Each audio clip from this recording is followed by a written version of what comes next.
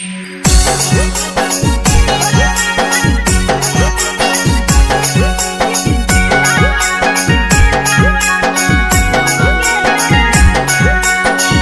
By Yadav films Bhojpuri Sonu Chamoli.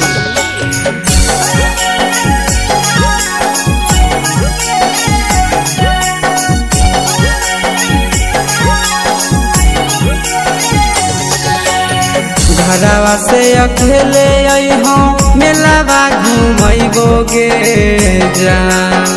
घरवा से अकेले अइहो मेलावा घूमैबोगे जान। जन गे मेलावा घूमैबोगे जान। जानकी घोर के गरम जिलेबिया खिलैबोगे जान। जान गरम गरम जिलेबिया खिलैबोगे जान। झुलुआ झुलैबौ तारा माची पर चढ़ैबोगे जान। झुलुआ झुलैबौ तारा माची पर चढ़ैबोगे जान। तारा माची पर चढ़ैबोगे जान। जान खैरा के गरम जिलेबिया खिलैबोगे जान। जानकी घोड़ा वाला खिलावा घुमैबोगे जान।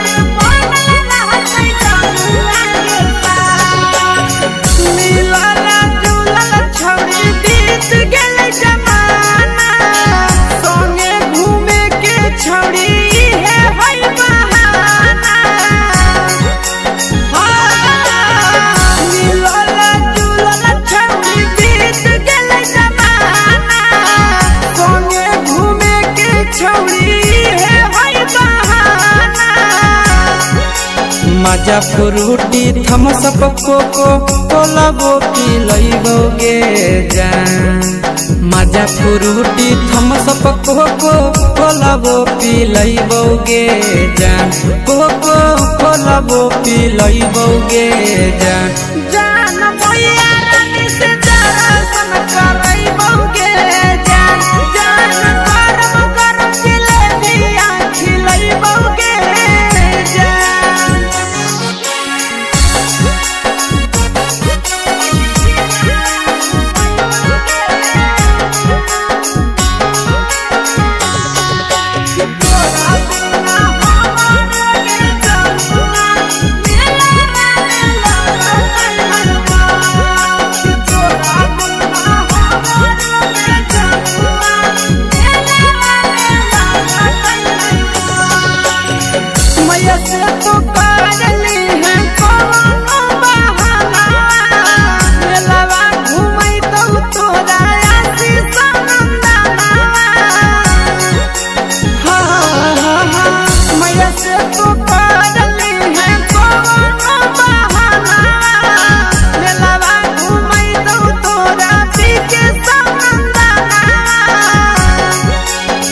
सब सुख तोहर जानू हम ही पुरैबोगे जान।